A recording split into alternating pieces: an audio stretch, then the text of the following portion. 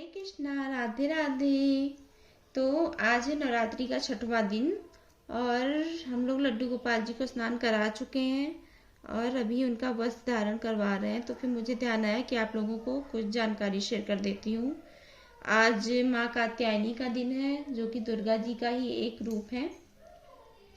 तो उनका आज उनकी पूजा की जाती है, इसीलिए आज हम लोग लल्ला को लाल रंग के वस्त्र धारण करवा रहे हैं। इसकी पहले भी वीडियो मैंने डाली है एक शॉर्ट्स में कि कब किस दिन कौन सा वस्त्र धारण करना चाहिए, कौन से रंग के। तो आप लोग उसको भी देख सकते हैं अगर नहीं देखे हो अभी तो। उसके अलावा आज जो भी हम लोग माँ कात्यायनी की पूजा करते हैं सच्चे मन से, माँ उसको जरूर पूरा करती हैं।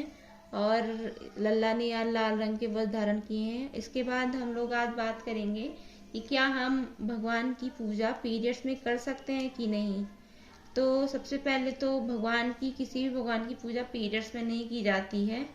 लेकिन अगर आपने लड्डू गोपाल जी को अपने घर में रखा हुआ है, उनका पालन पोषण कर रहे हैं, तो आप उनकी पूजा कर सकते हैं। लेकिन हाँ, सबसे पहले आपको ये सुनिश्चित करना होगा कि आप लड्डू गोपाल जी की पूजा कैसे करते हैं, किस रूप में करते हैं।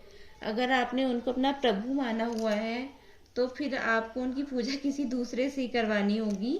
और अगर आपने उनको अपना सखा, भाई या दोस्त या अपना पुत्र मान के आप उनकी पूजा कर रहे हैं, तो उनकी पूजा आप कर सकते हैं। पूजा में आपको क्या करना रहता है, सबसे पहले खुद जिस दिन आपको पीरियड्स आते हैं उस दिन आप वो लड्डू गोपाल जी को वहाँ से मंदिर से हटा करके अपने किसी अलग स्वच्छ जगह पे रखिए।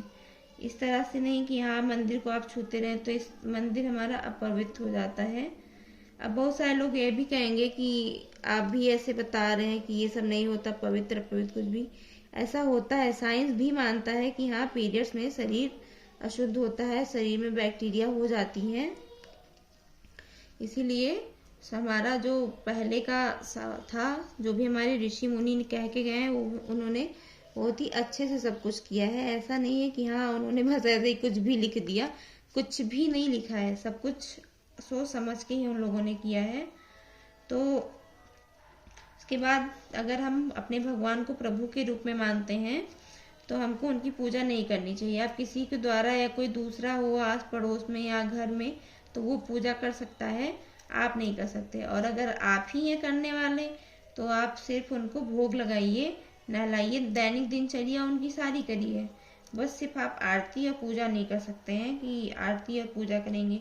क्योंकि जैसे हम लोग सूतक के दिन को मानते हैं, जब किसी की डेथ हो जाती है उस दिन को मानते हैं, उसी तरह ये पीरियड्स के दिन भी होते हैं, इसको भी वैसे ही ट्रीट करते हैं लोग।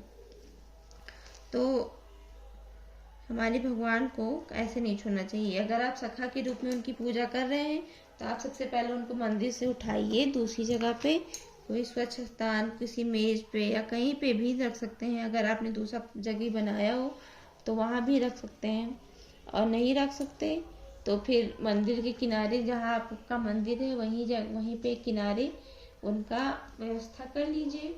और मंदिर से थोड़ी सी दूरी रखिए कि आप मंदिर को न छुएं।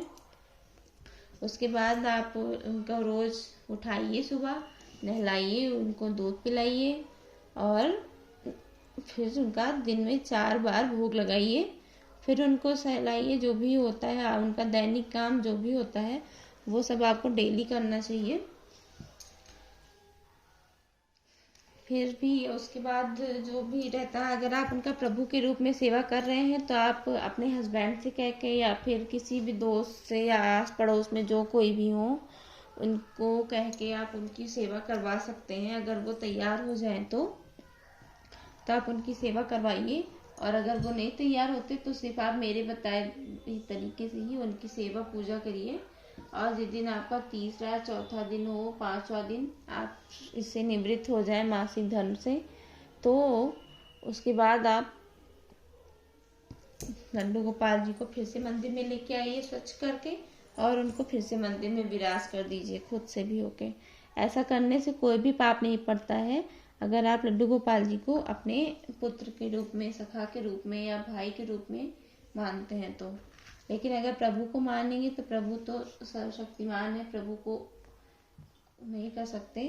ये प्रभु को छूना एक हिसाब से पाप ही होता है इन मासिक धर्म में, तो उस हिसाब से हम लोग नहीं कर पाएंगे। लेकिन अगर मन में सच्ची श्रद्धा हो तो सब कुछ सही रहता है।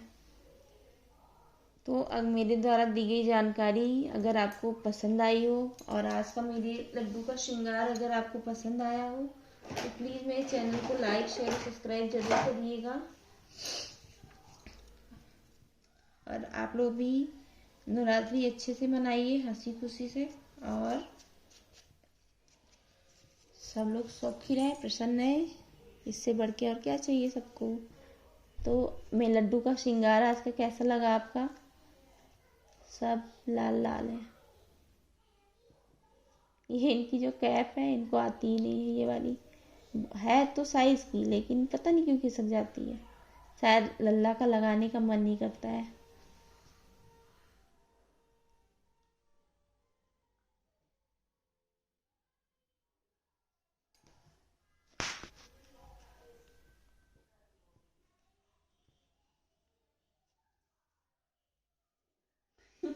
देख रहे हैं, बार बार गिरा दे रहे हैं। आज इनका लगाने का मन नहीं है कैप, ऐसे ही रहने का मन है, तो आज हम इनको ऐसे ही रहने देते हैं।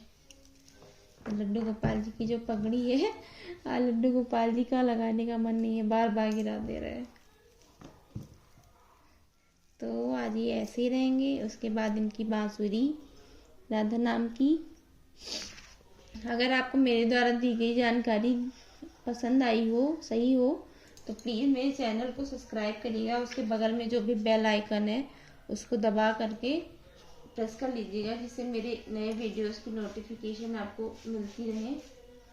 ये इत्र है, बहुत ही प्यारा सा जैस्मीन का है। इसको ऐसे में डालती स्प्रे वाला इत्र है। तो और ये हो गई रोली। अभी मैं आपके साथ जानकारी शेयर करूंगी किसी दिन कि कौन से भगवान को कौन सी रोली चढ़ती है। तब तक ये वाली जो जानकारी मैंने शेयर की है ये आप खुद भी जानिए और दूसरों को भी जानवाइए।